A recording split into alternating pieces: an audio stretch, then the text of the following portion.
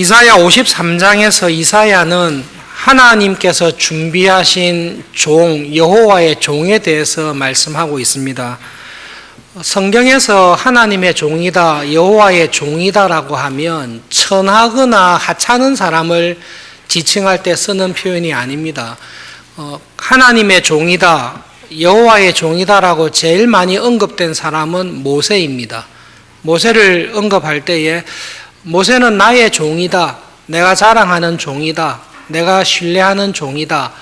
그러므로 여호와의 종이다라고 할 때는 미천하거나 하찮은 사람을 말하는 것이 아니라 하나님께서 모세처럼 하나님의 일을 맡길 수 있을 만한 사람, 하나님께서 신뢰하고 쓰실 만한 사람을 나타낼 때 종이라고 말씀하는 것입니다.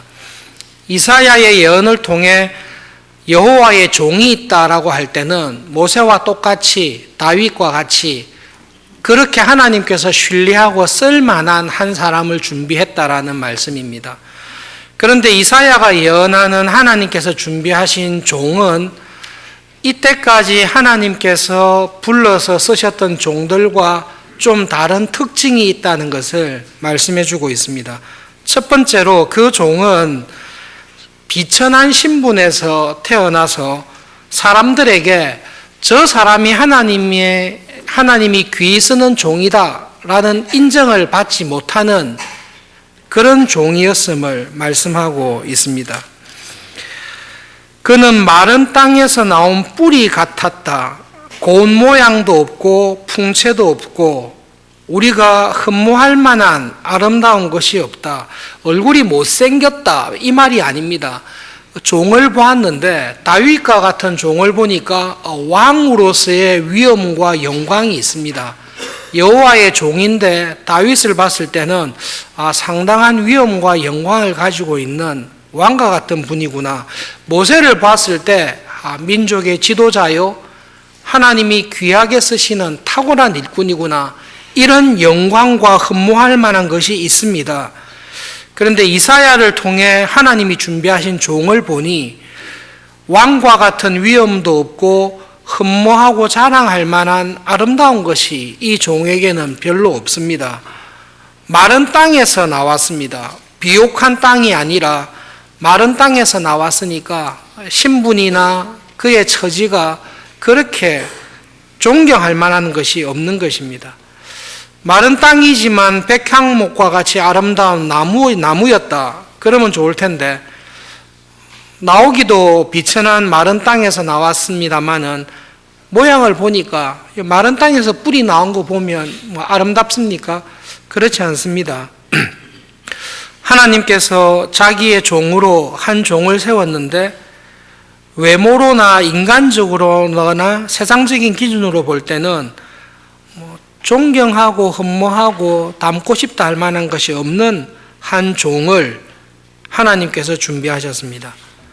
그 종의 두 번째 특징은 미천하고 비천한 신분일 뿐만 아니라 귀하게 쓰임을 받기보다는 많은 간고와 질고를 겪는 종입니다. 한글 단어가 더 어려운데요. 그냥 고통을 많이 당하고 연약함과 질병이 많은 종입니다. 그 종을 보았더니 평생 고통을 안고 지내고 있습니다. 하나님의 종이면 형통해야 될 텐데 이 종은 형통하기보다는 고통을 많이 겪고 있습니다. 건강해야 될 텐데 건강하기보다는 아픈 것이 항상 이 종에게 많습니다. 여러분 혹시 생각을 해보십시오. 제가 지난주에 지내다가 잘못해서 다리가 부러져서 다리를 쩔뚝대고 있으면 여러분 저를 보고 뭐라고 하시겠습니까? 다치셔서 많이 아프시겠지요. 이거는 이제 겉으로 하는 말이실 거고 속으로는 뭔 죄를 짓길래 하나님께서 다리를 부러뜨리셨나. 우리는 보통 그렇게 생각합니다. 그게 우리의 본심입니다. 그런데 하나님께서 종을 세웠는데요. 이 종은 고통이 온통이 있습니다. 평생 고통을 당하고 있습니다. 건강이 조금 회복되는가 싶으면 또 아픕니다. 그럼 어떻게 생각하죠? 참 얼마나 죄를 지었으면 저렇게 많은 고통과 질병과 연약함 속에서 사나. 그러니 그 종을 봤을 때 사람들 마음속에 좋아할 게 없는 것입니다. 그리고 그 종이 고통당하는 것은 하나님께서 고통을 주시고 하나님께서 질병을 주시고 하나님께서 그 종을 괴롭게 하시는 것을 사람들이 보고 있습니다. 그래서 모든 사람들이 그 종을 봤을 때 이렇게 생각한 겁니다. 지은 죄가 참 많구나. 참 지은 죄가 많아서 보통 사람은 한두 번 하나님의 고통을 당하고 괴로움을 당하는데 저 종은 평생이 인생 자체가 하나님이 주시는 고통과 심판과 채찍을 당하고 있구나. 그렇게 생각하는 종이 한 사람이 있었습니다. 우리는 다 그 종에 대해서 이렇게 생각했습니다. 그 종이 지은 죄가 많다. 그런데 이사야를 통해 하나님께서 하시는 말씀은 그 종은 11절에 나와 있는 대로 그 종은 나의 의로운 종입니다. 이것은 하나님께서 선언하시는 말씀입니다. 그 종은 내가 보기에 죄가 하나도 없는 의로운 종이다. 그런데 그 종이 왜 그렇게 고통과 근심과 슬픔과 하나님에게 채찍을 맞고 있습니까? 하나님의 말씀은 그가 찔림은 그의 죄 때문이 아니라 우리의 죄 때문입니다. 그가 상함을 받는 것은 그를 상하게 하는 분이 누구죠? 예, 하나님이십니다.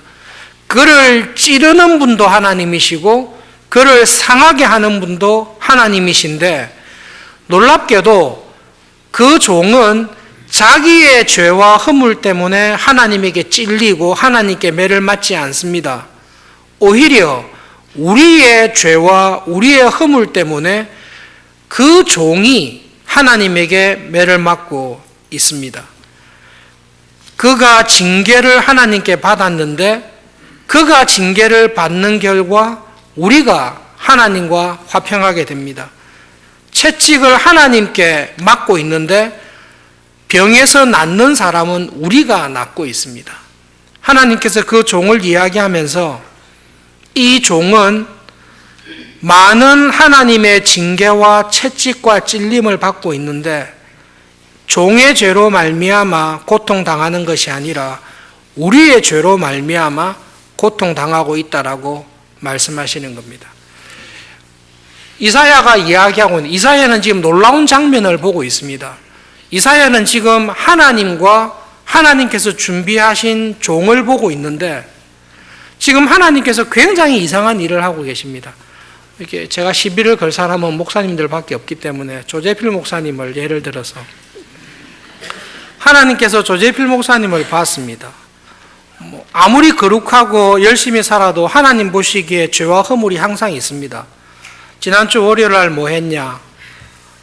이런 것 죄를 지어서 잘못했습니다. 그러면 조재필 목사를 때려야 되는데요.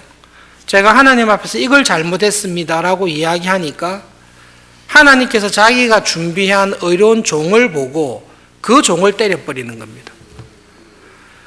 월요일에는 한 가지 죄를 범했습니다. 한 대를 때렸습니다. 화요일날은 잘못해서 두 가지 죄를 범했습니다. 두 대를 때려버리는 겁니다. 우리가 범한 모든 죄, 우리가 이때까지 살아오면서 지금도 앞으로도 하나님 앞에서 지을 죄에 대해서 우리가 지은 죄만큼 하나님께서는 그 죄에 대해서 때리시고 심판하시고 죽이시는데 우리를 때리거나 우리를 죽이는 게 아니라 하나님께서 한 종을 준비했는데 그 종을 때리고 그 종을 찌르고 그 종을 죽이시는 겁니다. 그런데 이 종이 고통이 없을 때가 없는 것입니다. 이 종은 십자가에서 달릴 때만 고통스러운 게 아니라 이 종은 육신을 입고 이 땅에서 지내는 모든 시간이 고통과 슬픔과 괴로움이 있습니다. 왜냐하면 하나님께서 이 종을 가만두지를 않습니다. 왜 가만두지 않는가 하면 이 종이 잘못해서가 아니라 우리가 지은 죄를 이 종에게 다 물으시는 것입니다. 무조건 때려버리십니다. 이 종도 알고 있습니다. 지금 나를 때리는 사람이 하나님인 것을 알고 있습니다. 로마의 군인들이 자기를 찌르는 것이 아니라 로마의 군인들의 손을 통해 하나님이 자기를 찌르고 있다는 것을 이 종이 알고 있습니다. 이사야는 굉장히 놀라운 장면을 우리에게 이야기하면서 자기의 죄가 아니라 자기와 전혀 관계없는 사람의 죄를 자기에게 물어서 자기를 끊임없이 때리고 있는 그 하나님에 대해서 이 종은 침묵하고 있다고 말씀합니다. 그 종을 곤욕을 당하여 괴로울 때에도 그 종은 입을 열지 않습니다. 이스라엘 백성들이 이집트에서 종살이할 때 곤욕과 괴로움을 당했습니다. 그럼 어떻게 하죠? 울부짖습니다. 곤욕을 당할 때, 괴로울 때 우리는 입을 열어 하나님께 부르짖습니다. 하나님, 우리를 도와주십시오. 우리를 건져주십시오. 제가 왜 이런 고난과 고통을 당해야 됩니까? 입을 열어 하나님께 이 괴로움과 고통을 호소하게 되어 있습니다. 사사시대 때 이스라엘 백성들이 자기들의 죄로 범죄하고 우상을 섬겼을 때에 이방인들의 손에 넘겼습니다. 그때 이스라엘 백성들은 곤고하고 괴로울 때마다 하나님을 향해 입을 열었습니다. 자기들이 죄를 지었는데도 하나님을 향해 입을 열고 이야기했습니다. 하나님, 우리를 구해 주십시오. 우리를 이 고통에서 건져 주십시오. 우리가 너무 어렵고 힘듭니다. 괴롭고 힘들 때마다 입을 열어서 하나님 앞에 부르짖는 것이 이스라엘 백성들의, 우리들의 특징입니다. 근데 하나님께서 준비하신 종이 있는데요. 이 종은 희한한 게 그렇게 찔리고 맞고 괴로워도 입을 열지 않습니다. 할 말이 참 많은 종입니다. 하나님, 왜 저를 때립니까? 잘못한 사람을 때려야지 왜 나를 때립니까? 라고 충분히 하나님께 항의할 수 있습니다. 말씀을 준비할 때마다 주시는 은혜가 있는데, 양을 깎는 사람들이 실제로 양을 보면서 틀 깎는 자 앞에, 양틀을 깎는 자 앞에 양이 잠잠하다고 합니다. 진짜 양틀 깎는 사람한테 물어보고 싶은데요. 양틀을 깎을 때 틀만 깎겠습니까? 그 살도 찌르고 살도 상처를 주고 흉터를 낼 수 있습니다. 그런데 양들은 틀을 깎을 때 잘못해서 상처를 내거나 찌르거나 할 때 양 깎는 사람한테 얼굴을 돌려서 왜 아프게 해요? 소리를 내거나 이렇게 하지 않는 짐승이라고 합니다. 양이 참 이상해서 찌르든지 상처가 나든지 그냥 가만히 있다가 다 깎아 가라 하면 그냥 가는, 마치 털 깎는 자가 그를 괴롭게 하고 상처를 내도 잠잠히 있다가 가는 양처럼 하나님께서 준비한 이 종은 자기 죄가 아니라 자기와 전혀 무관한 사람들의 죄를 자기에게 다 뒤집어 씌워서 자기를 괴롭게 하고 자기를 찌르고 자기를 죽이고 있음에도 불구하고 괴로운 중에도 하나님을 향해 입을 열지 않습니다. 내가 왜 이런 고난을 받아야 됩니까? 왜 하나님 이렇게 하면 정의로운 하나님입니까? 말을 하지 않고 입을 닫고 오히려 그 모든 고난과 신문을 묵묵히 받으면서 고통받고 죽음에까지 이르는 하나님의 종이 하나 있다라고 이사야가 이야기하고 있습니다. 이 종은 왜 침묵합니까? 충분히 하나님을 향해서 자기의 의로움을 주장하고 자기가 당하는 모욕과 멸시와 고통이 자기와 아무런 상관이 없다는 것을 충분히 말을 할 수 있음에도 불구하고 이 종은 아무 말을 하지 않고 왜 그 모든 곤욕과 멸시와 모욕을 다 받습니까? 이사야는 하나님과 하나님이 준비한 종을 이야기하면서 하나님과 이 종 사이에 같은 지식, 같은 믿음이 있다는 것을 보여주고 있습니다. 이 종은 자기 죄 때문에 하나님이 자기를 치지 않는다는 것을 알고 있습니다.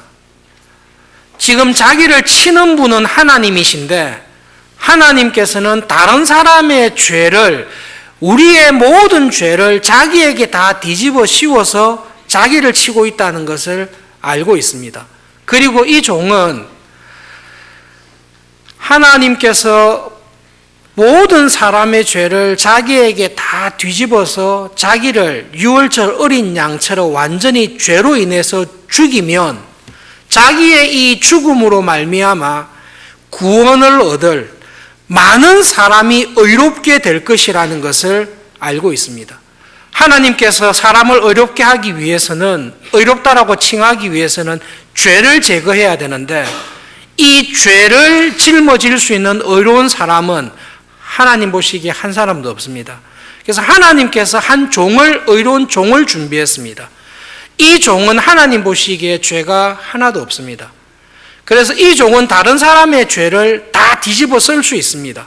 자기가 다른 사람의 죄를 다 뒤집어 써서 죽었을 때에 자기의 죽음으로 말미암아 많은 사람의 죄를 자기가 담당함으로 말미암아 그 사람들을 의롭게 하는 구원의 길을 낼 것이라는 것을 이 종은 알고 있습니다. 그래서 이 종은 그 지식으로 말미암아 하나님께서 지금 그렇게 하고 있다는 것을 알고 있는 그 지식과 믿음으로 말미암아 끝까지 침묵하고 끝까지 견디고 하나님께서 자기를 죽음의 자리에 몰아넣더라도 그 자리에 순종하면서 가고 있습니다. 지금 이 종은 억지로 십자가를 지는 것이 아니고 억지로 하나님의 매를 맞고 있는 것이 아닙니다. 이 종은 자발적으로 자의에 의해서 하나님께서 때리시는 모든 채찍을 다 맞고 있습니다. 하나님께서 죄에 대해서 지옥의 형벌을 내리시듯이 죄에 대해서 진노와 심판을 자기에게 다 쏟아붓고 계신데 그것을 참고 있습니다. 왜냐하면 내가 이것을 다 담당하고 죽었을 때에 그들의 죄악을 하나님이 용서하시고 많은 사람을 의롭게 하시는 구원의 길을 내실 것을 이 종은 알고 있습니다. 자기 영혼이 수고한 것을 보고 이 종은 만족하게 느낄 것입니다. 예수님께서 겟세마네에서 기도하실 때에 나의 하나님 왜 나를 버리십니까? 성자이신 예수님에게 모든 죄를 다 넘기시고 사람으로 오신 예수님을 죽이실 때 하나님께서는 우리의 모든 죄에 대한 심판을 예수님에게 다 쏟아붓고 계십니다. 그러니 하나님께서 성자이신 예수님을 버리시는 것과 같이 징계하시는 것을 알고 있습니다. 그러나 그 고난과 고통을 통해서 하나님께서 우리를 구원하실 구원의 길을 내시는 것을 또 알고 계십니다. 그래서 끝까지 참으십니다. 끝까지 참으십니다. 사람들의 모욕과 멸시를 쉽게 넘어가십니다. 네가 메시아면 십자가에서 내려와 보라. 충분히 내려올 수 있겠지요. 그러나 그 멸시와 고난을 다 참고 계십니다. 왜냐하면 그렇게 함으로써 우리를 하나님께로 인도할 수 있는 구원의 길을 여시기 때문에 그렇습니다. 이사야 선지자는 53장에서 우리가 한 일과 하나님께서 하신 일을 딱 비교하고 있습니다. 저와 여러분이 한 일이 무엇입니까? 우리는 다 양 같아서 그렇게 행하여 우리 소견에 좋을 대로 살았습니다. 하나님 앞에서 우리는 죄악을 항상 품고 있습니다.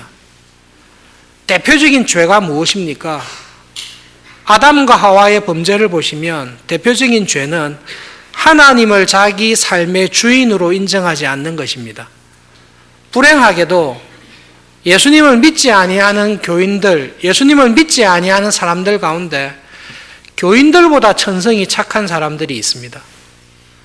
하나님께서 그런 사람들을 죄인이라고 말씀하십니다. 왜 죄인입니까? 자기를 지으신 하나님을 자기 삶의 주인으로 모시지 않기 때문에 그렇습니다. 윤리적으로 도덕적으로 나보다 낫다는 것은 인정합니다. 윤리적 도덕적으로 뛰어난 것이 하나님 앞에서 의가 되지를 않습니다.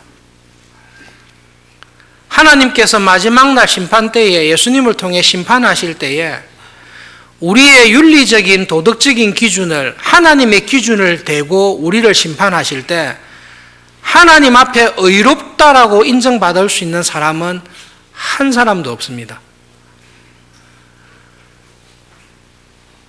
예수님을 믿지 아니하는, 예수님께서 나의 모든 죄를 다 짊어지시고 죽으셨다라는 것을 믿는 예수님의 의로움밖에 내가 의지할 것이 없습니다 고백하지 않는 사람들은 하나님의 나라에 들어갈 사람이 아무도 없습니다.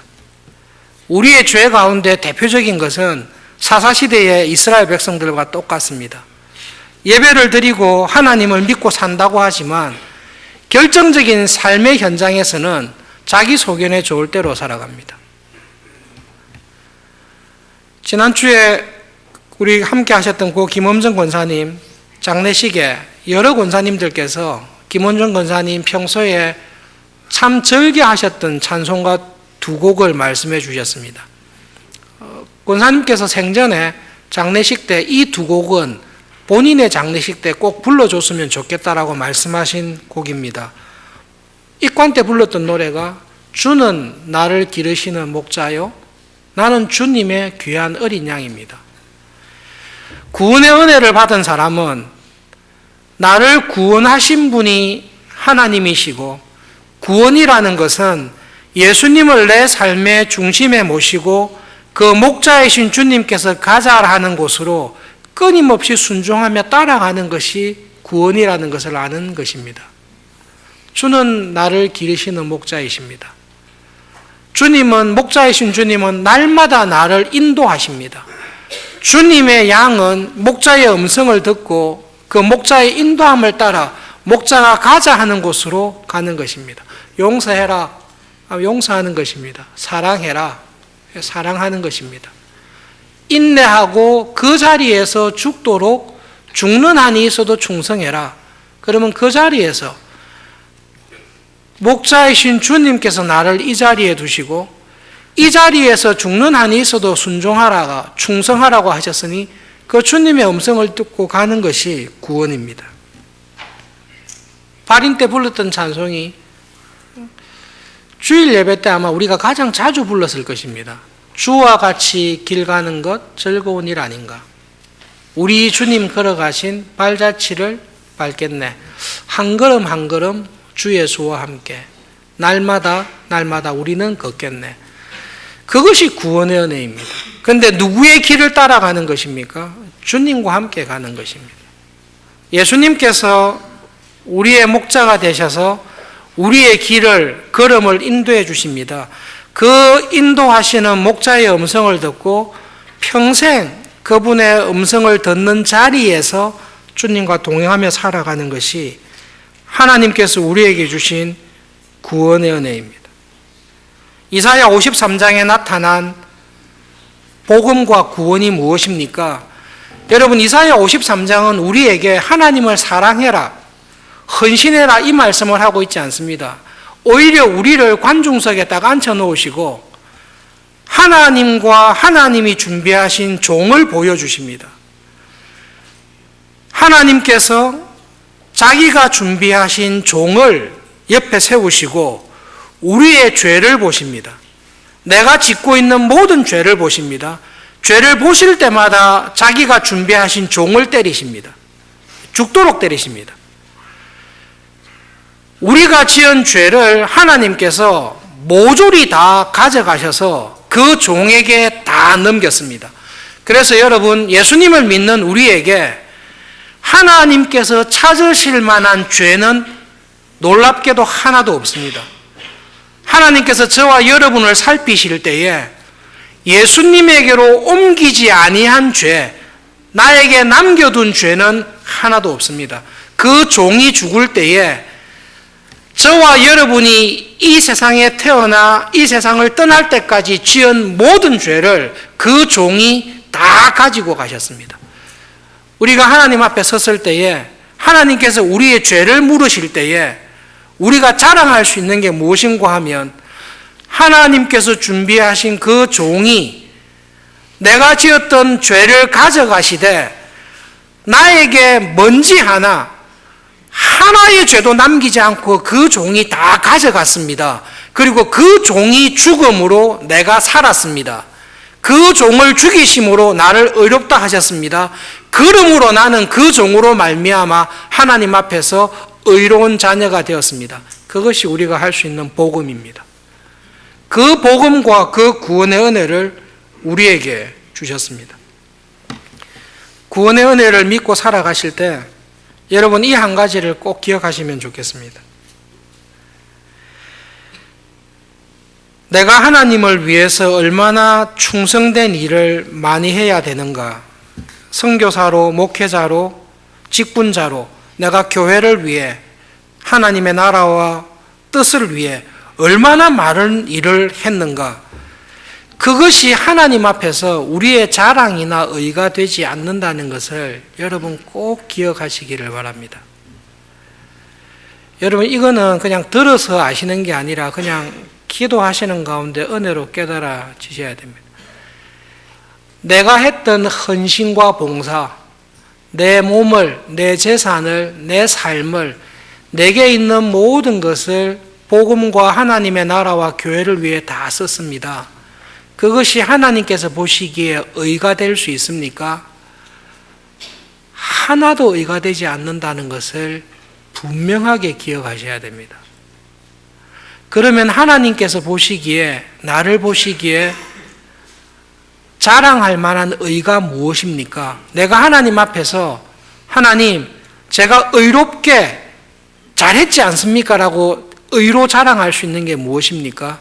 그것은 나에게 있는 모든 죄를 다 짊어지시고 죽으셨던 예수님을 믿는 그 믿음, 예수님의 십자가 말고는 하나님 앞에서 내가 내세울 의는 하나도 없습니다. 신앙생활하는 열심히 하는 교인들이 때때로 오해하시는 부분이 그 부분인데요. 내가 주를 위해 불살하게 내 몸을 내어줬습니다. 거룩하고 경건하게 살았습니다. 그런데 예수님의 십자가의 은혜가 없이 우리가 했던 모든 거룩과 헌신은 하나님 앞에서 냄새나는 걸레와 같습니다. 도무지 냄새가 나서 하나님 앞에서 치울 수밖에 없는 더러운 걸레와 같습니다. 그것이 마틴 루터가 하나님의 의로움, 예수님의 십자가의 은혜를 깨닫고 우리에게 고백하였던 내용입니다.